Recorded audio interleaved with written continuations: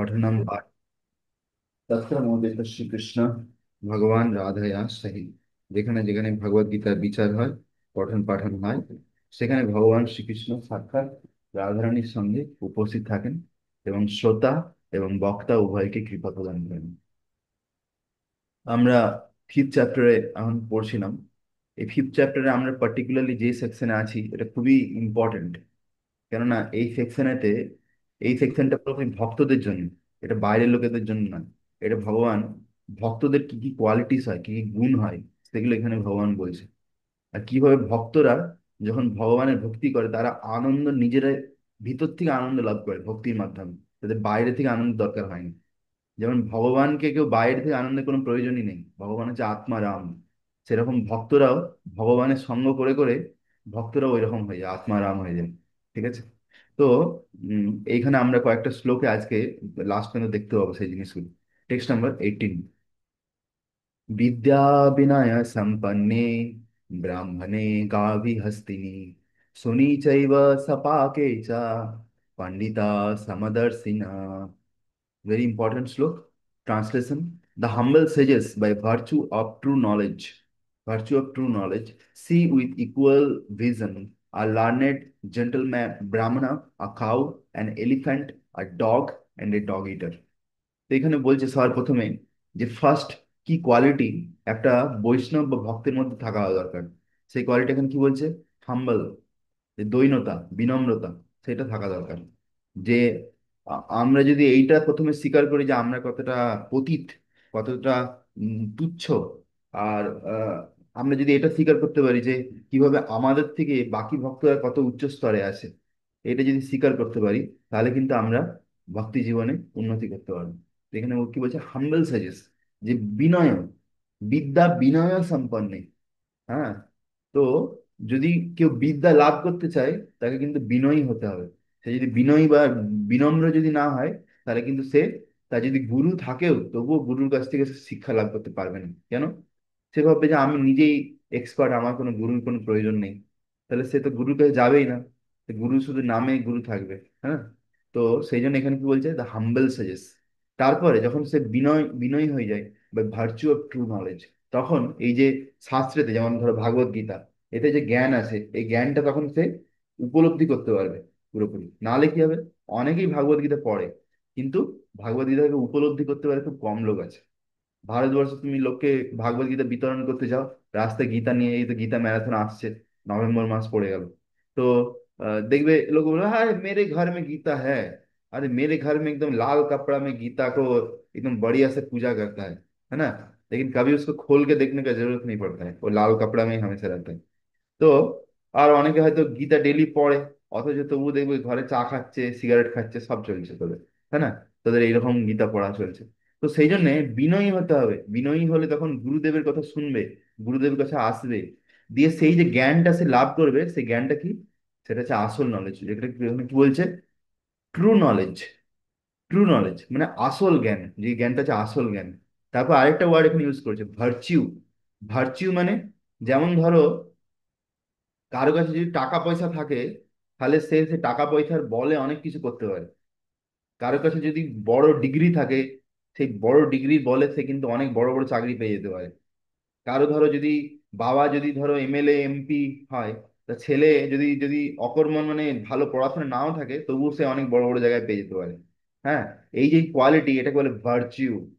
সেরকম ভাবে কারো ভিতরে যদি আসল জ্ঞান চলে আসে, সেই জ্ঞানের বলেতে সে কি করতে পারে? সি উইথ ইকুয়াল ভিজন আর লার্নেড জেন্টল ব্রাহ্মণা।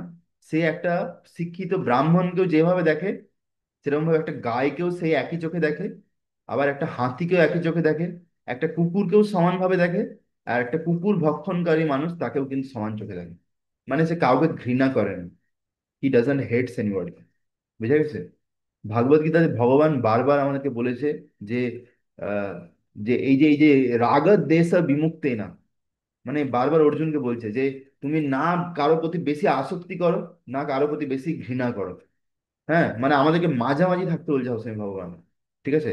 যে দুঃখেতে বেশি ভেসে চলে গেল আর আনন্দে খুব উপভোগ করছে, এইটা ভগবান সবসময় বারণ করেছে। ভগবান কি বলছে? মাঝামাঝি থাকতে বলছে, ব্যালেন্স সবসময়। হ্যাঁ। তো তো সেরকম ভাবে আমরা যখন আসল জ্ঞান লাভ করবো তখন আমরা দেখতে পাবো কি, যে প্রত্যেকটা জীবের হৃদয়ে পরমাত্মা আছে, আর প্রত্যেকটা জীবের ভিতরে সে সেম আত্মা আছে, সে আত্মা আর পরমাত্মা সমান আছে।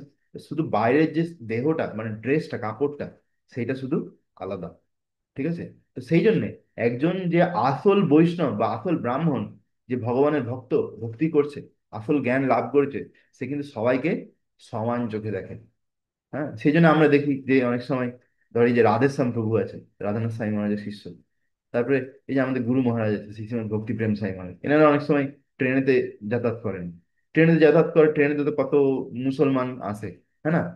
তো এই আমরা ধরো নথে গিয়ে ভক্তরা আসে, তো আমরা অনেক সময় অনেক কিছু কথা কমেন্ট মেরে দিই, কিন্তু ওরা কিন্তু কখনো এরকম কখনো করে না। ওরা কিন্তু সবাইকে সমান চোখে দেখে, তাই না? কেন? ওনারা হচ্ছে বিদ্যা বিনয়ে সম্পন্ন, হ্যাঁ না? ওনারা হচ্ছে বিদ্যা বিনয়ে সম্পন্ন, সেই কোয়ালিটি ওনার মধ্যে আছে। তাৎপর্য: a Krishna conscious person does not make any distinction between species or caste.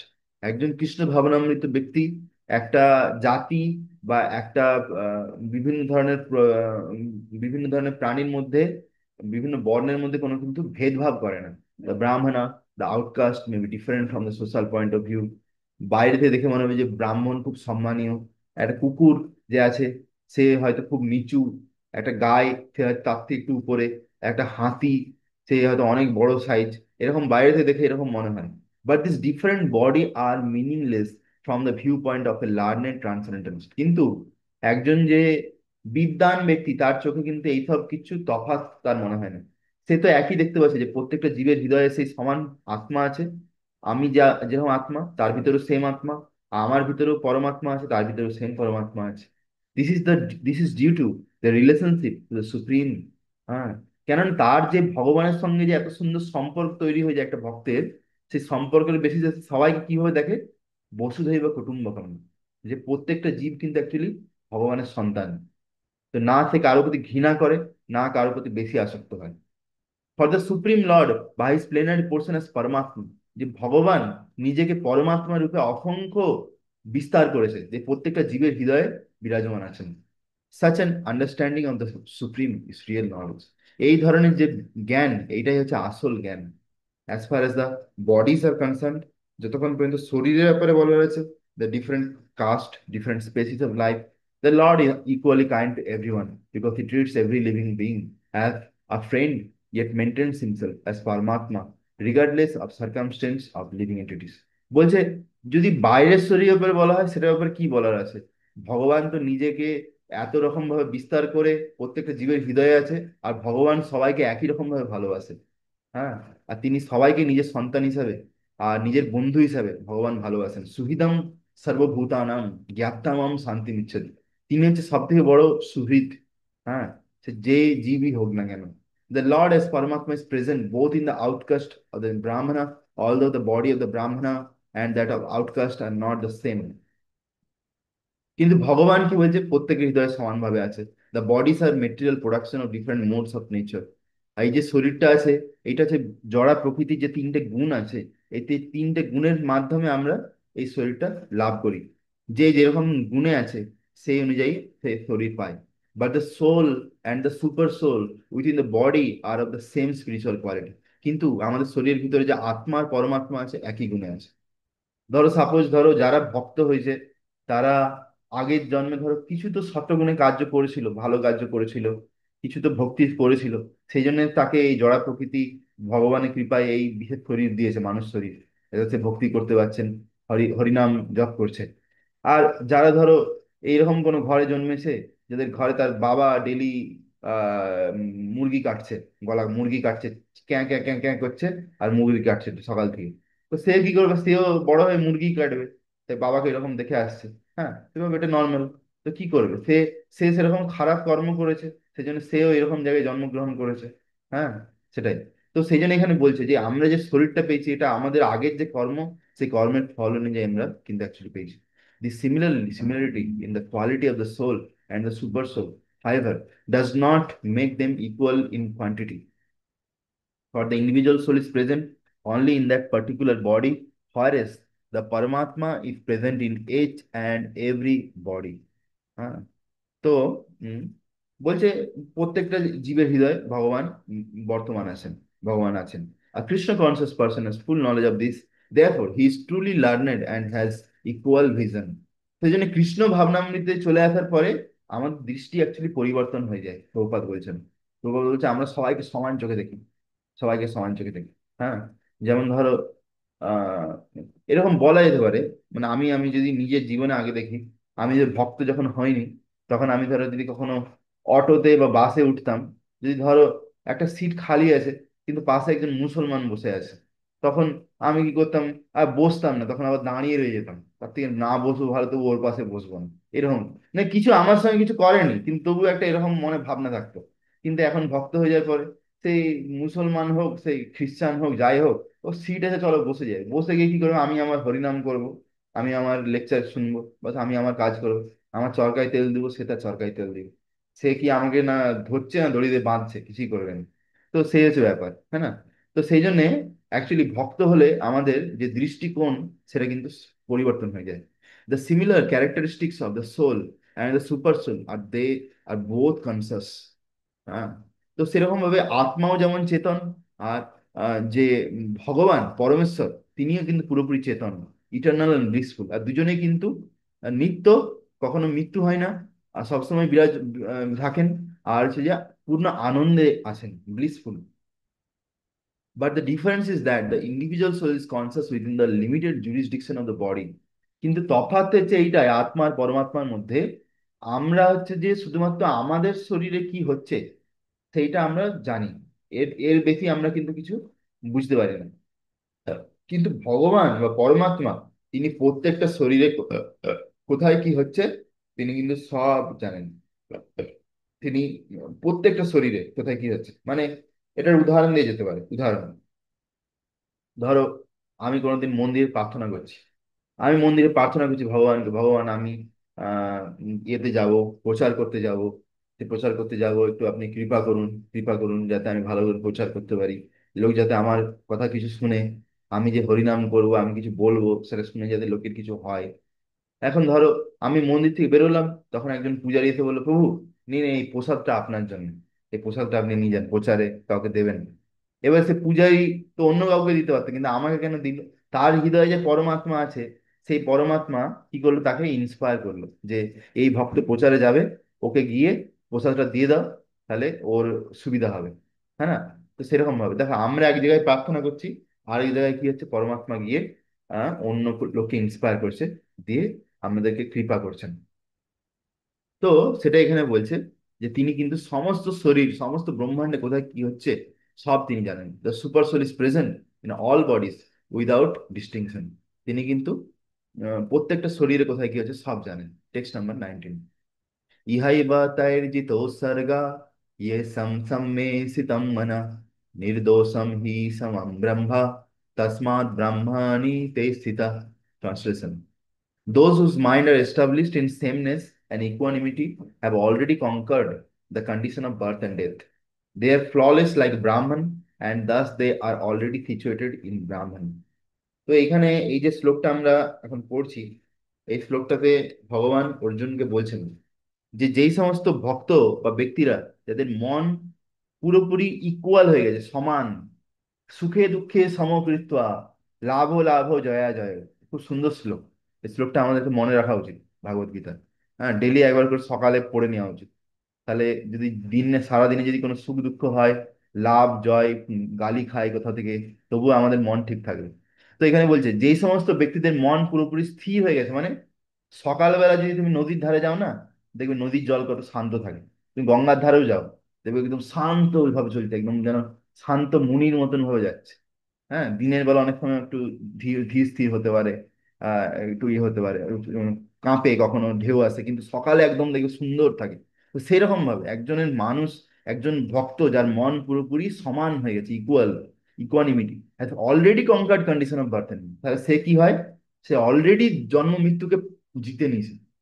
ভাবো, সেই ভক্ত বলছে, ভগবান ডাইরেক্ট বলছে যে সেই ভক্তের জন্য জন্ম মৃত্যুকে জয় করার কোনো ব্যাপার নেই, সে অলরেডি এখনই জিতে নিয়েছে, সে অলরেডি জিতে নিয়েছে জন্ম মৃত্যুকে। হ্যাঁ, দে আর লাইক ব্রাহ্মণ, তারা মানে এই ভৌতিক জগৎ পার করে যে ব্রহ্মজ্যোতি আছে, সেই ব্রহ্মজ্যোতি স্তরে এসে গেছে অলরেডি তারা। মানে তারা অলরেডি আধ্যাত্মিক জগৎ যেতে চলেছে, তারা অলরেডি বর্ডার ক্রস করে ফেলেছে, হয়তো এই শরীরে তারা আছে। এখানে কি বলছে, দাস দে আর অলরেডি সিচুয়েটেড ইন ব্রাহ্মণ, সেই জন্য তারা তারা কিন্তু অলরেডি ব্রহ্মজ্যোতিতে স্থির আছে, আর ব্রাহ্মণ স্তরে এসে গেছে। তারা বুঝতে পারছে যে কিভাবে প্রত্যেকটা জায়গাতে ভগবান বিদ্যমান আছেন। হ্যাঁ, কিভাবে আমাদের সবাইকে দেখা উচিত, কিভাবে সবার সঙ্গে ব্যবহার করা উচিত, কিভাবে এই এই জড় জগতের সঙ্গে আমাদের কিরকম ভাবে প্রতিক্রিয়া করা দরকার। হ্যাঁ, সেটা হচ্ছে ব্যাপার। Translation, sorry, purport. Equanimity of mind, মানে মনের শান্ততা, যার ব্যাপারে এখানে বলা হয়েছে, is a sign of self realisation. দেখো, এখানে খুব সুন্দর এই লাইনটা। এখানে আমরা অনেকদিন ধরে সেলফ রিয়েলাইজেশন নিয়ে কথা বলি, যে আত্ম উপলব্ধি। তো কোনো ব্যক্তি যদি আত্ম উপলব্ধি হয়ে যায়, তা আমরা কি করে বুঝবো বাইরে থেকে যে সেই ব্যক্তির আত্ম উপলব্ধি হয়ে গেছে? যে এই যে ব্যক্তি আছে, দেখতে পাচ্ছি এই যে ভক্ত, এই প্রভু, এর আত্ম উপলব্ধি হয়ে গেছে, কি করে বুঝবে? এ দেখো এখানে কি বলেছে, ইকুয়ানিমিটি অফ মাইন্ড, তার মন পুরোপুরি শান্ত থাকবে। তাকে গালি দিলেও সে রেগে যাবে না, সে সহ্য করে নিবে, সে এক কান্দে শুনে এক কান্দে বার করে দেবে, সে ভাববে হ্যাঁ ঠিক আছে, হয়তো আমার নিজের ভুল ছিল, বা আমি কিছু করেছি, সেটা থেকে সে কিছু শিক্ষা নিবে। আর তাকে কেউ যদি কেউ সুনাম করে, সে একদম বিশাল একদম নাচছে সুনাম শুনে, এরকম সে করবে না। ঠিক আছে, এইটা হচ্ছে প্রমাণ যে সেই ভক্ত হচ্ছে আত্ম উপলব্ধিকারী হয়ে গেছে। Those who have actually attained to such a stage should be considered to have conquered material condition.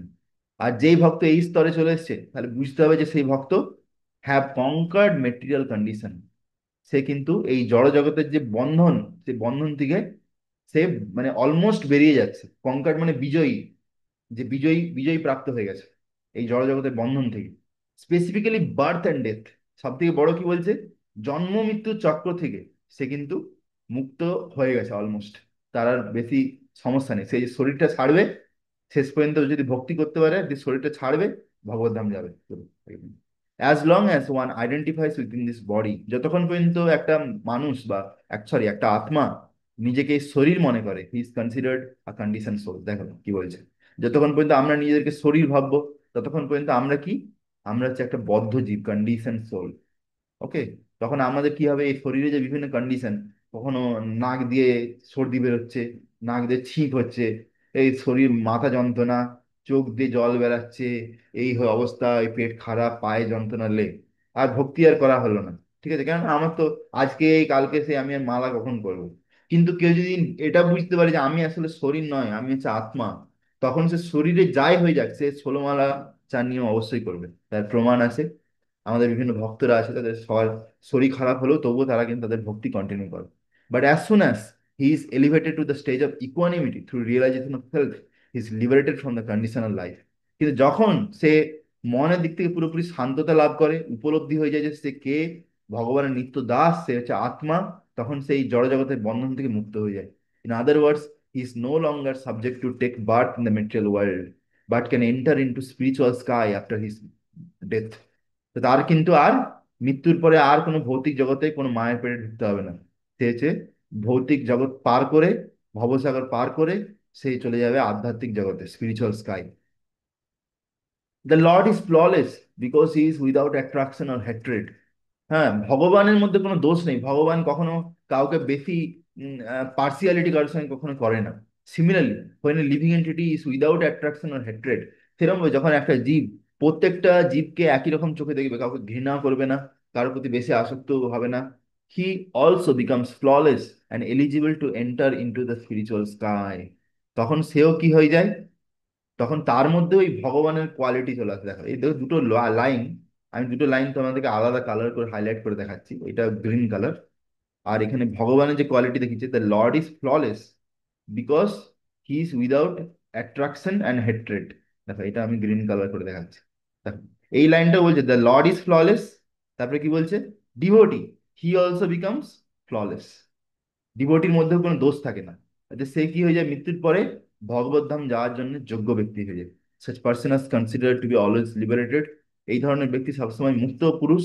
their symptom are described below। এবারে আমরা এর পরের শ্লোকে দেখবো যে এই ধরনের ব্যক্তি, যারা মুক্ত পুরুষ, যারা ভগবত ধাম যাওয়ার জন্য যোগ্য হয়ে গেছে, যারা সবাইকে একই চোখে দেখে, যারা সুখে দুঃখে সমকৃত্য, লাভ লাভ জয়া জয়, যারা উপলব্ধি হয়ে গেছে, হ্যাঁ, যারা বিনয়ী, তাদের কি কি লক্ষণ হয় সেগুলো আমরা নেক্সট লোকে দেখবো। সব টেক্সট।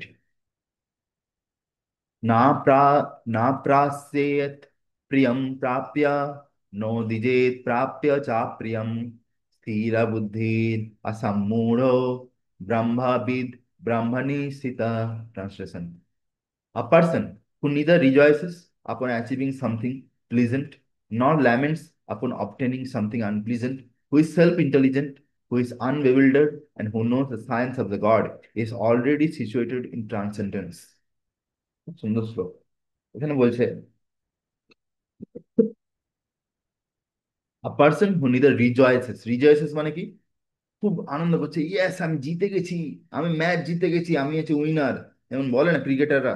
হ্যাঁ, এরকম এরকম করছে না সে। ধরো, আমি ধরো বুক ডিস্ট্রিবিউশনে গেলাম, ও আমি আজকে 100টা বুক ডিস্ট্রিবিউট করে ফেলেছি, বিশাল ব্যাপার।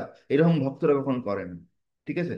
তারপর কি বলছে, সে সে কি করবে, সে বলবে যে প্রভুপাদ কৃপা করেছেন, গুরুদেব কৃপা করেছেন, সেই জন্য আমি আজকে 100টা ভাগবত গীতা ডিস্ট্রিবিউট করতে পেরেছি, বাস। এইটুকু হয়তো সে খুব জোর বলবে, এর থেকে বেশি কিছু বলবে না। তারপরে কি বলছে, আপন অ্যাচিভিং সামথিং, সে কোনো কিছু যদি পেয়ে যায় জীবনে, খুব ভালো জিনিস বা কিছু আনন্দের ব্যাপার, তাতে একদম খুব বেশি সে একদম আপ্লুত হয়ে যায় না। তারপর নেক্সট কি বলছে, নর ল্যামেন্টস আপন অবটেনিং সামথিং আনপ্লিজেন্ট। তারপরে যদি তার ধর কোনো প্রিয় ব্যক্তি কেউ মারা গেল, বা কোনো প্রিয় জিনিস হারিয়ে গেল, তার খুব প্রিয় বস্তু হারিয়ে গেল তার কাছ থেকে, হ্যাঁ, তাতেও কিন্তু সে একদম খুব বেশি ভেঙে পড়ে না, যে একদম এত ভেঙে পড়লো ভক্তি ছেড়ে দিল, এরকম কিন্তু সে করে না। হুই সেলফ ইন্টেলিজেন্স, যার বুদ্ধি হচ্ছে স্থির বুদ্ধি, বুদ্ধি হচ্ছে স্থির বুদ্ধি। হুইজ আনবেবিল্ডার্ড, হ্যাঁ, যে কখনো বিচলিত হয় না। And who knows the science of the God, আর যে জানে যে ভগবান কি, আর ভগবানকে কিভাবে প্রাপ্তি করতে হয়, is already situated in transcendence. সে অলরেডি ট্রান্সেন্ডেন্স মানে দিব্য স্তরেতে, মানে তিনটে গুণের উপরে উপরে মানে বিশুদ্ধ সত্য স্তরে সে কিন্তু অলরেডি উঠে গেছে। তো আমরা এই শ্লোকে এই যে ট্রান্সলেশনে যে কোয়ালিটিস গুলো দেখলাম, এইটা হচ্ছে একজন মুক্ত পুরুষ বা যে ভগবত ধাম যাওয়ার জন্য যোগ্য, সেই ব্যক্তির কিন্তু এগুলো হচ্ছে গুণ, purport. The symptoms of the self realise person are given herein. এখানে একজন আত্ম উপলব্ধিকারী ব্যক্তির গুণ, আহ, গুণমান এখানে দেওয়া হয়েছে। দ্য প্রথম লক্ষণ হচ্ছে that he is not illusion by false identification of the body with his true self. সবার প্রথম ব্যাপার হচ্ছে সে এই নিজেকে কখনো এই শরীর মনে করে না। এই যে মিথ্যা একটা পরিচয়, যে আমি, আমি কালো, আমি ফর্সা, আমি মোটা, আমি ইন্ডিয়ান, আমি আমেরিকান, আমি বড় লোক, তুমি গরিব লোক, আমি শূদ্র, আমি ব্রাহ্মণ, এইগুলো হচ্ছে অ্যাকচুয়ালি মানে বাহ্যিক একটা অনিত্য পরিচয়, যেটাকে আমরা কখনো কখনো ভাবি কি এটাই আমাদের সবকিছু। হ্যাঁ। তো এইটা হচ্ছে প্রথম লক্ষণ, যে একজন আত্ম উপলব্ধিকারী ব্যক্তি, সে কিন্তু কখনো এই শারীরিক ইয়ে নিয়ে সে কিন্তু বেশি সে মায়াতে পড়ে না। He knows perfectly well that he is not the body, সে ভালো করে জানে যে সে কিন্তু শরীর নয়, but is the fragmental portion of the supreme personality of গডের। কিন্তু সে হচ্ছে আসলে ভগবানের নিত্য দাস। অ্যাকচুয়ালি আত্ম উপলব্ধিকারী ব্যক্তি, সে এটা ভাবে, সে হয়তো এটা দেখতে পাচ্ছে যে তার শরীরে বিভিন্ন রকম বিমারি চলছে, অনেক কিছু হচ্ছে, তো সে ধীরে ধীরে বুড়ো হয়ে যাচ্ছে, তার জীবনে ধীরে ধীরে একটা করে দিন শেষ হচ্ছে। তারপরে সে, তার অনেক কিছু বাহ্যিক জিনিস হয়তো দেখতে পারে, কিন্তু সে এটা বুঝে যতক্ষণ আমার এই শরীরটা চলছে, এই শরীর দিয়ে যদি আমি ভগবানের কিছু ভক্তি করতে পারি, সেবা করতে পারি, তাহলে এই শরীরটা অ্যাকচুয়ালি সফল হবে, বাস। এই জিনিসটা যদি সে বুঝে যায়, আমি যদি প্রভুপাদের জন্য কিছু করতে পারি, তাহলে আমার এই যে শরীর আমাকে ভগবান দিচ্ছে, তাহলে আমি এটা সফল করতে পারবো। এটা বুঝে গেলে সে perfect. He is therefore not joyful in achieving something, not does he lament in losing anything which is related to his body. সে কিছু পেয়ে গেলে খুব বেশি আনন্দ হয় না, আর মানে সমান থাকে, আর খুব কিছু হারিয়ে গেলেও খুব বেশি দুঃখিত হয় না। The steadiness of the mind is called sthir buddhi. এই ধরনের যে মনের স্থিরতা, একে বলা হয় স্থির বুদ্ধি, অর সেলফ ইন্টেলিজেন্স। এই মুদ্রাটা তো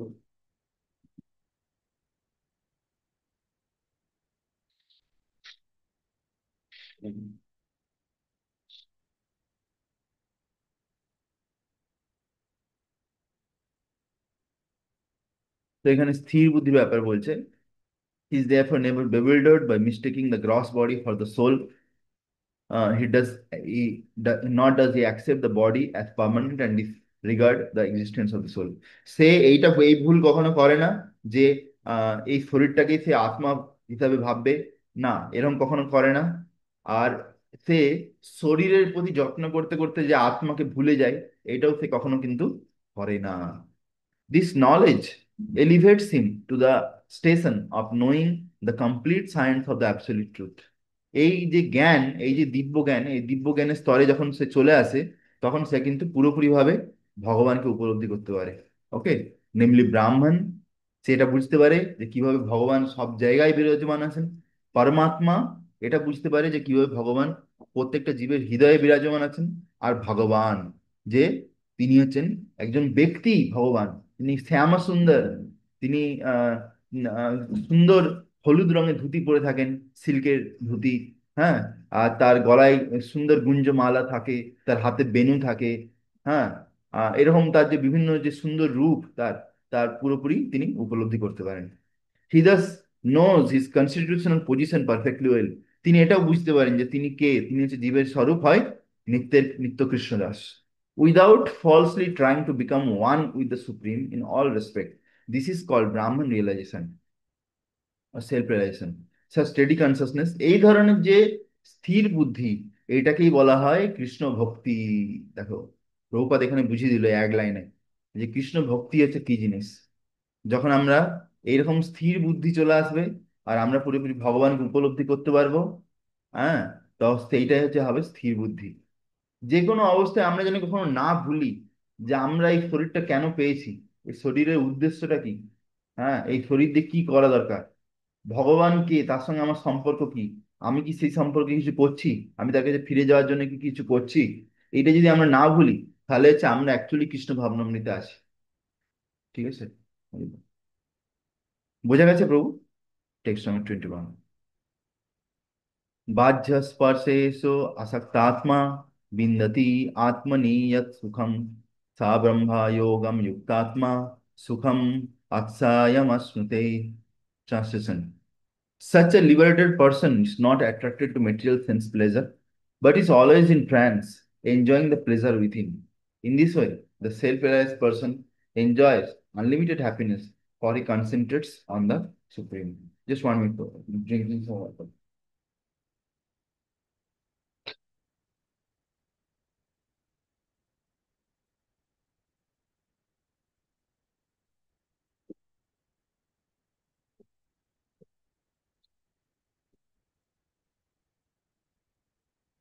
তো এখানে বলছে যে লিবারেটেড পার্সন বা মুক্ত আত্মা, তার কিছু গুণাবলী এখানে বলছেন।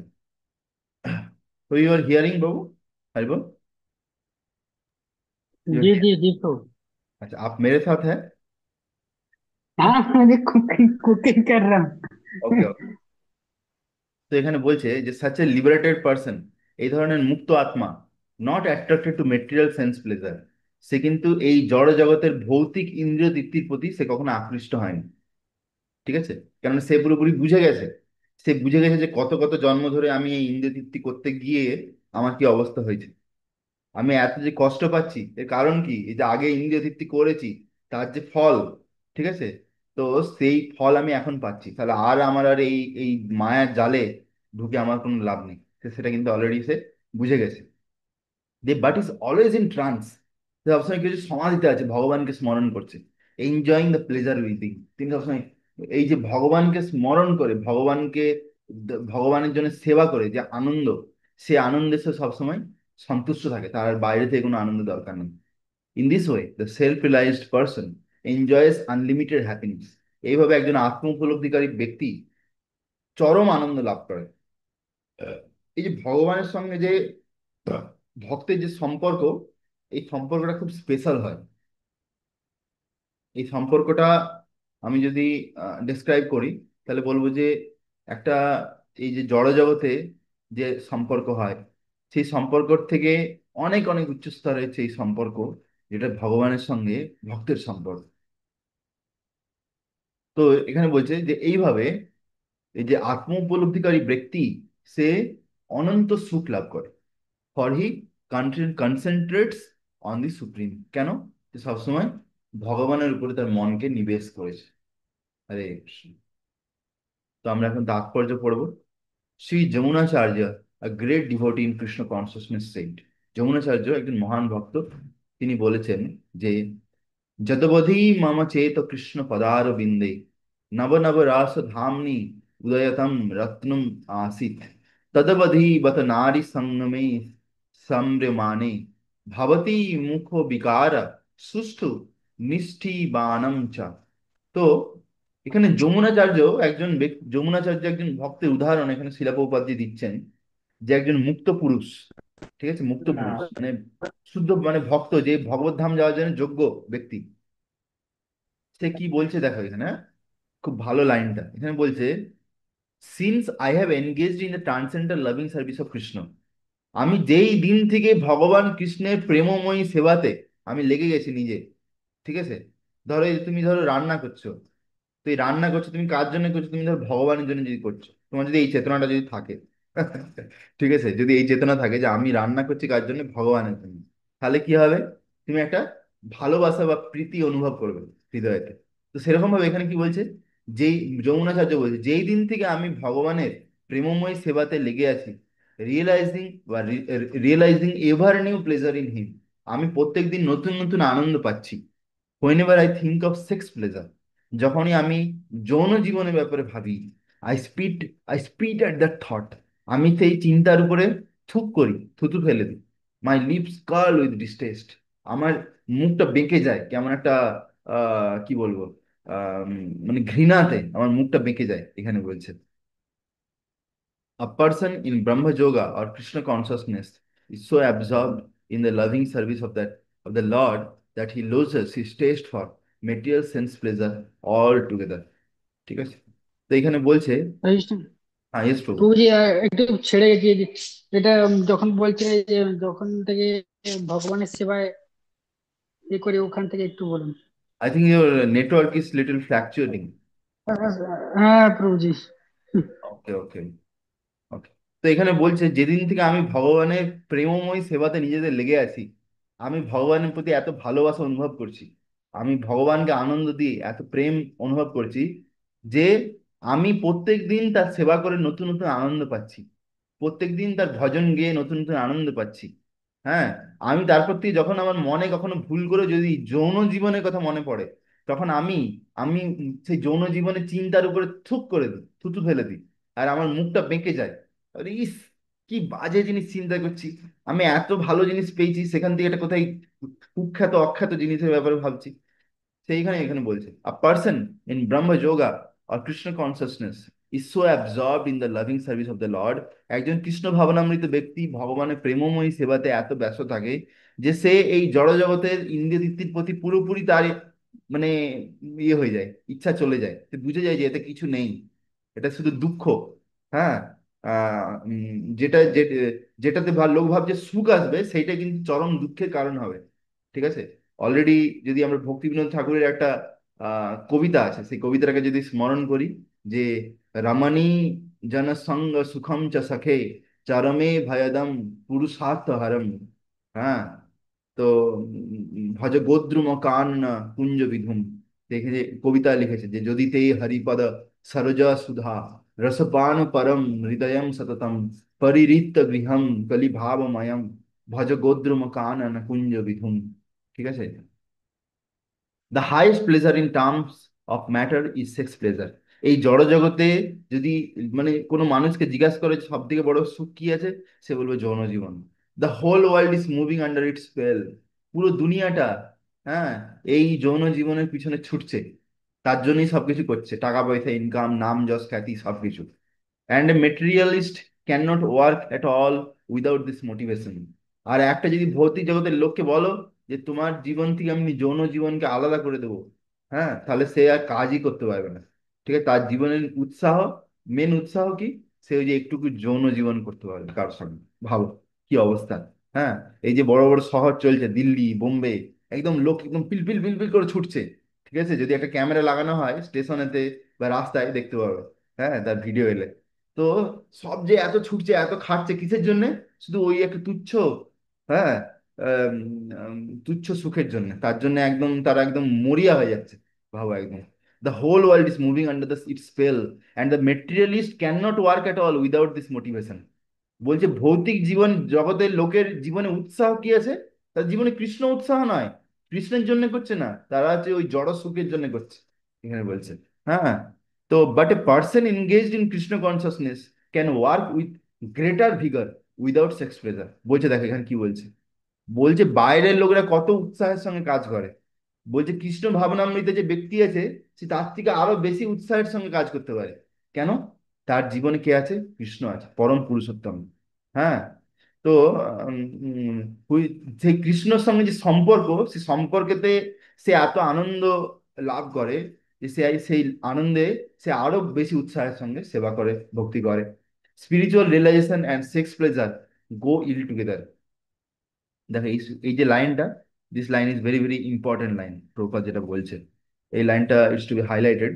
তো এখানে বলছে প্রভুপাদ যে আমাদের যত বেশি বেশি করে আত্ম উপলব্ধি হবে, আমরা আধ্যাত্মিক জীবনে নতুন নতুন জিনিস উপলব্ধি করতে পারবো, যে যে কিভাবে ভগবান আমাদের কত সুন্দরভাবে দেখভাল করছে, কিভাবে ভগবান আমাদেরকে সবসময় খেয়াল রাখছে, ভগবান কিভাবে আমাদের সঙ্গে প্রেমের বিনিময় করছেন। এইটা যত আমরা উপলব্ধি করতে পারবো বেশি বেশি করবে, তত আমাদের ভিতর থেকে কাম বাসনা বা এই যে যৌন জীবনের ইচ্ছা, এটা কিন্তু বেরিয়ে যাবে ধীরে ধীরে, ধীরে ধীরে বেরোতে থাকবে। হ্যাঁ। মানে তুমি ধরো ভগবানের প্রতি যে ভালোবাসা, ভগবান কিভাবে আমাদেরকে ভালোবাসছে, এটা ধরো তুমি 30% রিয়েলাইজ করতে পেরেছো, ঠিক আছে? তার মানে তোমার ভিতর থেকে 30% কাম বাসনা বেরিয়ে গেছে, অনলি 70% বেঁচে আছে। এবারে যখন তোমার ধরো ভিতরে তুমি ভগবানের সঙ্গে যে সম্পর্ক, ভগবান কিভাবে ভালোবাসছে, সেইটা যখন 50% বুঝে যাবে, মানে তোমার ভিতর থেকে 50% কাম বাসনা বেরিয়ে গেছে। হ্যাঁ। তারপরে যখন তুমি বুঝতে পারছো যে ভগবান তোমার কত ভালোবাসে, হ্যাঁ, তো কিভাবে ভক্তি করলে কত আনন্দ পাওয়া যায়, তো 70% হয়ে গেছে।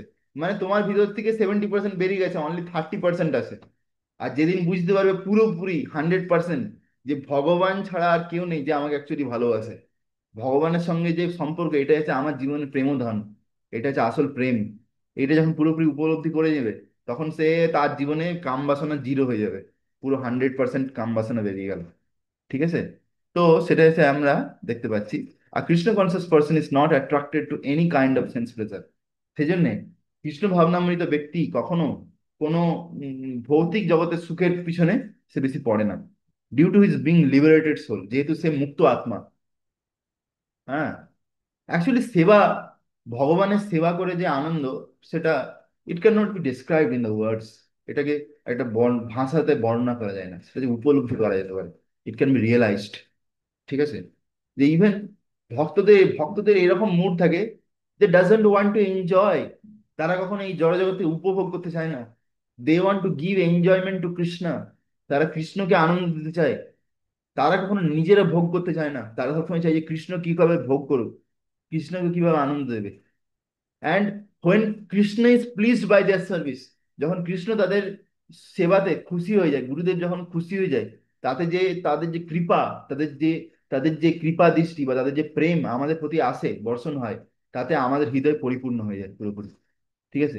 ইভেন অনেক ভক্ত থাকে যারা আমরা দেখি এখানে বাসন ধুতে আসে ভগবানের। আমি একটা সেবা দেখি এখানে, রিটি ব্যাকআপ সেবা, যে ভগবান 8টা থেকে 9টা পর্যন্ত ভগবানের বাসন ধুবে। এবার কে বাসন ধুবে তার জন্য অনেক লম্বা লাইন পড়ে।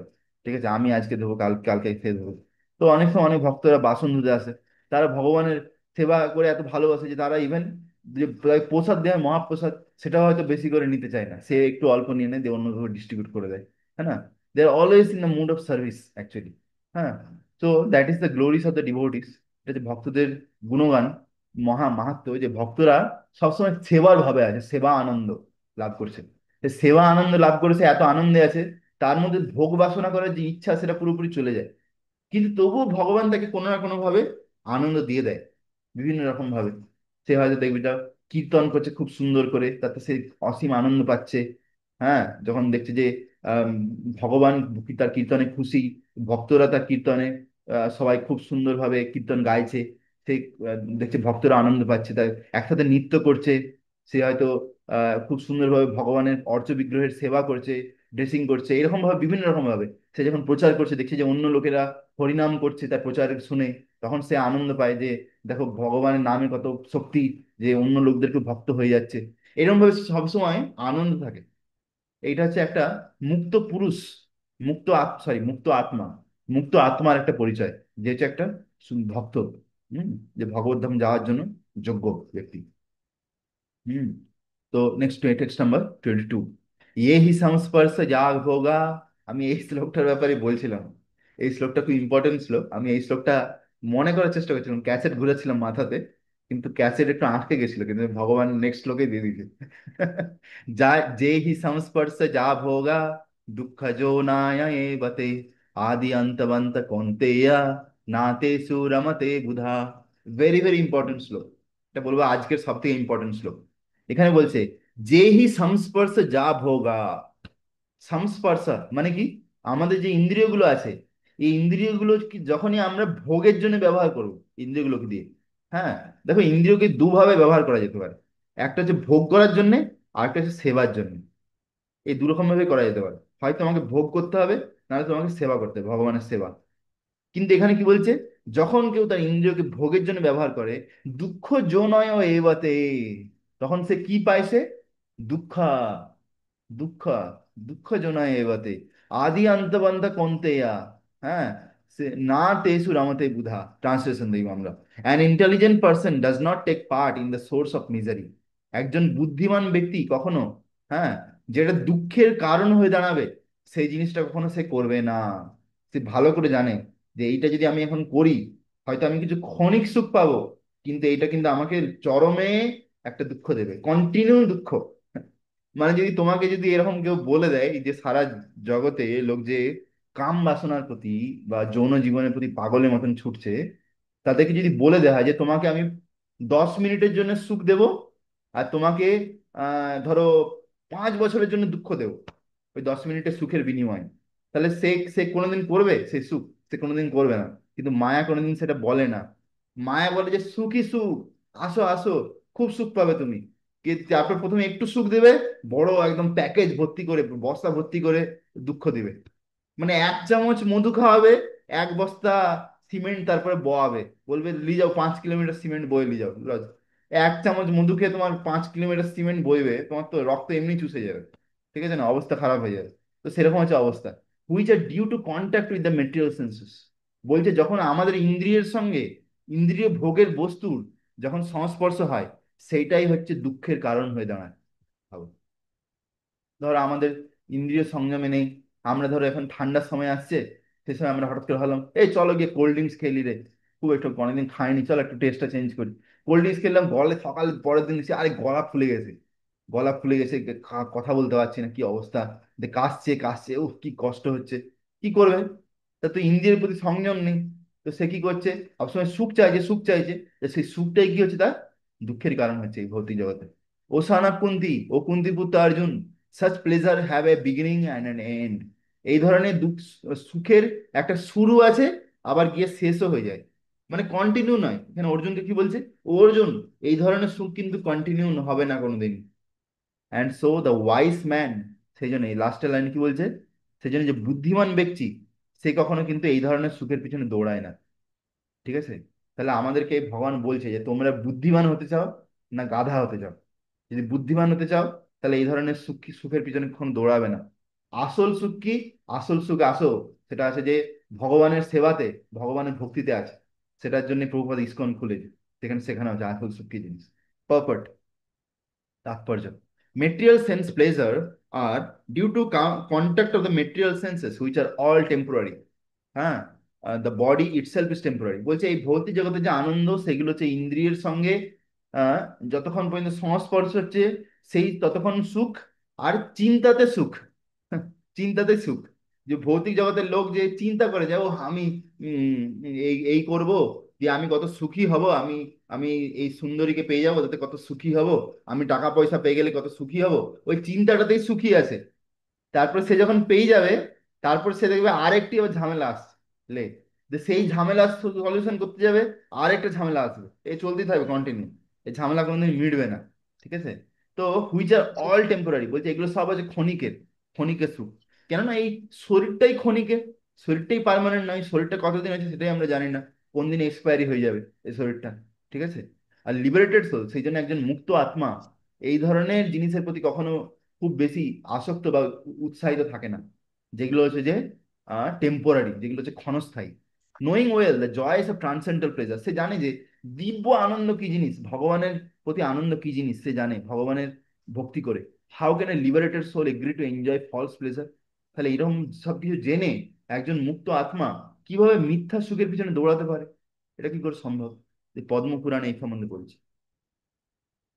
रमन्ते जोगिनो अनन्ते सत्यानन्दे चितात्मनि इति रामा पदे नासो परम ब्रह्मा विधीयते। The mystics derive unlimited transcendental pleasure from the absolute truth. যারা ভক্ত হয় তারা ভগবানের থেকে, ভগবানের ভক্তি করে নব নব রস নব নব রস নতুন নতুন রস আস্বাদন করে। And therefore the same absolute supreme absolute truth personate God it is also known as Rama. Ram কথাটার মানে কি? রামা মানে যে সবসময় আমাদেরকে আনন্দ দান করে, পরম আনন্দ দান করে। ঠিক আছে? তো সেই জন্যে ভগবানের আরেক নাম হচ্ছে রামা। ঠিক আছে? আমরা বলি না হরে রামা Ram Ram Hare Hare. In the Srimad Bhagavatam, it is said, Nayam deho bhajam niloke, kastam kaman arhate birbhujam je, tapo divyam putra kayena sattam, শুদ্ধিয়া যস্মাৎ ব্রহ্মসখ্যম তানন্তম। তো এটা হচ্ছে শ্রীমদ ভাগবতের পঞ্চম স্কন্ধে ঋষভ দেব তার ছেলেদেরকে বলছে, খুব ইম্পর্টেন্ট শ্লোক। বলছে, ও আমার প্রিয় পুত্ররা, there is no reason to labour very hard for sense pleasure. এই জড় জগতে গরু গাধার মতন খেটে ইন্দ্রতৃপ্তি করে কোনো লাভ নেই। while in the human form of life, বলছে মানুষ জীবন পেয়ে যদি কেউ এরকম করে, হ্যাঁ, তাহলে তাকে কি বলবে আর? বলছে such pleasure is are available at 2 liters hogs, যারা গু খায় শুয়োর, তাদের জন্য সেই ধরনের সুখ অ্যাভেলেবেল আছে। তাহলে মানুষ হয়ে যদি সেই জিনিসের প্রতি দৌড়ায়, তাহলে একটা মানুষ আর শুয়োরের মধ্যে কি তফাৎ রইলো? Rather you should undergo penances in this life, বরঞ্চ তোমাদের উচিত কি করা? তপস্যা করা উচিত। ঠিক আছে? তো তো সেই জন্য এই যে কাল থেকে আহ ভীষ্ম পঞ্চক শুরু হচ্ছে, ভীষ্ম পঞ্চক ব্রত, কালকে একাদশী আছে। তো লাস্ট যে 4-5 দিন হচ্ছে ভীষ্ম পঞ্চক, অনেক ভক্তরা করে। তারা আছে যে সারাদিন শুধু ফল খেয়ে থাকে, ফল। ঠিক আছে? ফল খেয়ে। হ্যাঁ, ফল খেয়ে থাকে। হুম। যদি 5 দিন কেউ ফল খেয়ে থাকতে পারে, আর 5 দিনে 5টা জিনিস খেতে হবে, পঞ্চগাভ্য। একদিনে 1 ফোঁটা দুধ, একদিনে 1 ফোঁটা দই, একদিনে 1 ফোঁটা ঘি, একদিনে 1 ফোঁটা গোবর, একদিনে 1 ফোঁটা গোমূত্র। এরকম 5 দিনে 5টা জিনিস।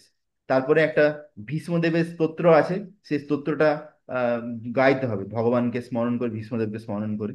হ্যাঁ। তো তারপরে গঙ্গা গঙ্গা গঙ্গা 3বার গঙ্গা বলে, সেই, যে জলকে স্পর্শ করে গঙ্গা জল হয়ে যাবে, তাতে স্নান করা উচিত। এরকম ভাবে যদি সে 5 দিন পালন করতে পারে, এটা একটা বড় তপস্যা, এতে ভগবানের অনেক কৃপা লাভ করতে পারে। ঠিক আছে? তো সেই জন্য এখানে কি বলছে ঋষভদেব, যে বরঞ্চ যারা মানুষ শরীর পেয়েছে তাদের উচিত কিছু তপস্যা করা। হ্যাঁ, undergo penances in this life, by which, যেই তপস্যার দ্বারা সে শুদ্ধ হবে। সে যে এত নোংরা তার গায়ে লেগে আছে, তার যে হৃদয়ে এত নোংরা লেগে আছে, সেই নোংরা থেকে পরিষ্কার হবে। তারপরে কি হবে? সে ভগবানকে বুঝতে পারবে, ভগবানের সঙ্গে সম্পর্ক তৈরি হবে। দিয়ে লাস্টে কি হবে? To enjoy unlimited transcendental bliss. জান আনন্দ টার্মস পাবে, প্লেস। সে আনন্দ কোনোদিন শেষ হবে না। আনলিমিটেড, সে আনন্দ হচ্ছে আনলিমিটেড, কখনো শেষ হবে না। হ্যাঁ। যেমন আমি মনে করি যে আমি যখন ভক্তিতে আসিনি, তখন আমাকে আনন্দের ব্যাপারে ভাবতে হতো যে আমি আজকে জীবনে আনন্দ পাবো কি করে, কিভাবে আমরা আনন্দ পাবো। কিন্তু যবে থেকে ভক্তিতে এসেছি, আমাকে আনন্দের ব্যাপারে ভাবতে হয় না, আমাদের আজ জীবনে আনন্দ কন্টিনিউ লেগে আছে। ঠিক আছে? তো তো therefore those who are true yogi or learned transcendentalists are not attracted by sense pleasure. সেই জন্যে যারা বুদ্ধিমান, যারা যোগী বা ভক্ত, তারা কিন্তু এই ইন্দ্রিয় তৃপ্তির পিছনে দৌড়ায় না, which are the cause of continual material existence, যেটা হচ্ছে আমাদের ভৌতিক জগতের সমস্ত বন্ধনের কারণ। The more one is addicted to material pleasure, the more he is entrapped by material miseries. যত বেশি করে সে এই ভৌতিক জগতে ভোগ বাসনা করতে চায়, তত বেশি করে সে এই জড় জগতের দুঃখের মধ্যে পড়বে। দুঃখের। বোঝা গেছে? তো এখানে ভগবান খুব সুন্দরভাবে বোঝালেন, হ্যাঁ, যে কিভাবে এই যে ভৌতিক জগতের যে সুখ, এই সুখকে মায়া সুখ বলা হয়, মায়া সুখ, যেটা আসল সুখ নয়। কিন্তু মায়া আমাদেরকে এরকম ভাবে বুঝায় যে না, এটাই আসল সুখ। দিয়ে এর পিছনে দৌড়ায়, এই ফাঁদে পা দিয়ে লোক কি হয়? জড়িয়ে যায়, দিয়ে অনেক কষ্ট দুঃখ ভোগ করে, বহু দুঃখ ভাজান। ঠিক আছে? অনেক দুঃখ ভোগ করে। তো সেই জন্য আমাদেরকে যে ভাগবত গীতা শিক্ষা গ্রহণ করা উচিত, ভালো করে ভক্তি করা উচিত। এই একটা জীবন আমরা পেয়েছি, মানুষ জীবন। হ্যাঁ, আমরা আর পাবো কি পাবো না তার কোনো গ্যারান্টি নেই। কিন্তু আমরা যদি এই জীবনটা ভালো করে ভগবান ভক্তি করতে পারি, তাহলে আমরা যখন মৃত্যু হবে আমি অ্যাটলিস্ট কিছু ভগবানকে মুখ দেখাতে পারবো যে আমি আপনার জন্য কিছু করেছি, বা আপনি যে আমাকে মানুষ জন্ম দিয়েছেন। আরে